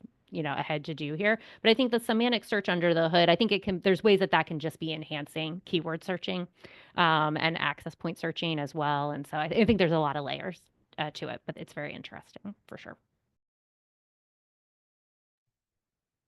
Thanks. Beth, any thoughts you wanted to share on changing user expectations? I think they will always change, and they will always push for what is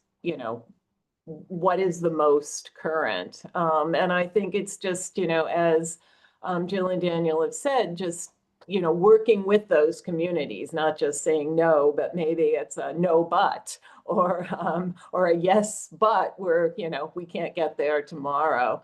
I think what's most interesting about those, I've never thought that people were that good at searching archives and data to begin with. So I'm not sure that their expectations may be out, they may not be realistic to begin with. As well as particularly in a place like the National Archives, where language has changed over time.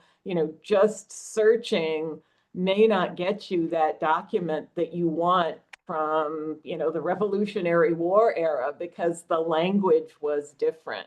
So I think it's always good to think about what is the next thing and how can you enhance things for users, but users I think may also need an education about search in general and expectations. Thank you. So a couple of you talked a bit about kind of creating training data for these AI models, involving subject matter experts well, that can be either in doing the work originally and or reviewing machine generated work with an eye towards corrections, but possibly feeding it back into the model. We have one question from a user wondering about use cases for the 1950 census data around personally identifiable information. And more generally, I think I'm wondering about your thoughts on where we should go looking for the best training data to help with our use cases in the world of libraries and archives. Yeah, to speak to the 1950 census question, and then, of course, Beth and Daniel can share, insights about other training data sets. I think the 1950 census, and we also have the 1940 census available online through that Amazon Open Data Registry. I'll drop the chat maybe to Kevin, and then we can share it. And there's street addresses and ages and other information there. So those are both resources that you could use potentially for training, and that is part of why we made them so openly available, and that Amazon continues to host them through that registry of open data. And then there are some other sources, again, that are kind of older but may have birth dates. If people are interested in other sources like that, they're welcome to reach out to us. We're looking at putting together some other data sets for that exact use case, and so we'll have more to share at a future point as well.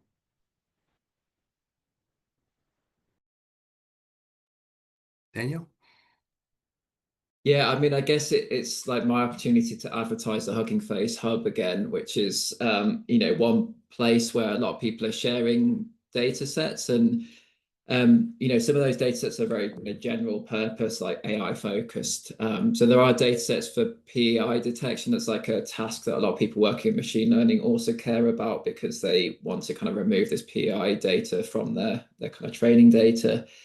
But I think the big gap, which I think has existed, pre kind of generative AI, is in kind of domain specific data sets for the archival sector. So I think partly that's because they don't always exist, but I think also people don't always share them. So I think sometimes people go to the effort of kind of creating those and using them internally, but actually making them kind of available to other institutions isn't always done. And I think that's like a big opportunity for collaboration.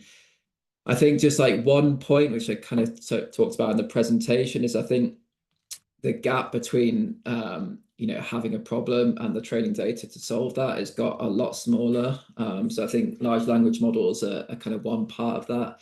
And specifically, there's a kind of technique known as structured generation, where you can kind of control the outputs of the model in quite a refined way, which makes kind of generating training data something that a kind of motivated individual can do, rather than a team of people having to manually do that.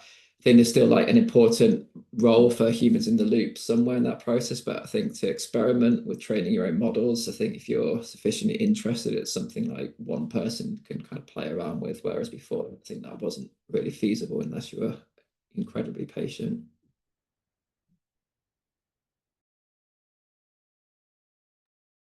Thanks.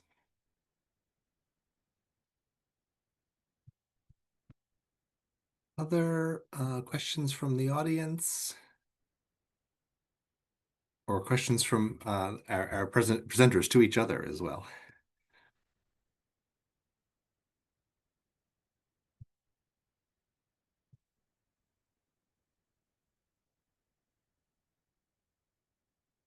Great.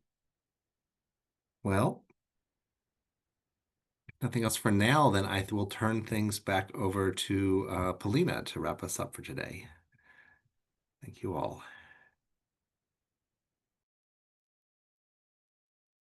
Thank you, Beth, Daniel, and Jill, for your thoughtful presentations, and thank you everyone for joining us today. And as we look forward toward the future of OIDA and other archival programs, I think it is imperative that we focus on building robust community partnerships and co-designing initiatives that will reflect the diverse needs and perspectives of those we work with and we serve. And by actively engaging with communities, we can ensure that archival efforts are inclusive, relevant, and impactful. And collaboration is key to creating archival programs that resonate with people and preserve the rich tapestry of our collective memory. Ethical uses and reuses and co-creation of data are fundamental principles that should guide all our efforts. And these practices foster trust and transparency, ensuring that data we collect and preserve is used responsibly and respectively. And securing funding is critical for the success of crowd collecting and other grassroots initiatives aimed at data collection and preservation. And these initiatives will empower communities to take an active role in documenting their own histories and experiences. One example of community engagement that Jill shared today was Citizen Archivist program at NARA, and involving citizens directly that helps democratize the archival process and create this sense of shared ownership of our collective memory.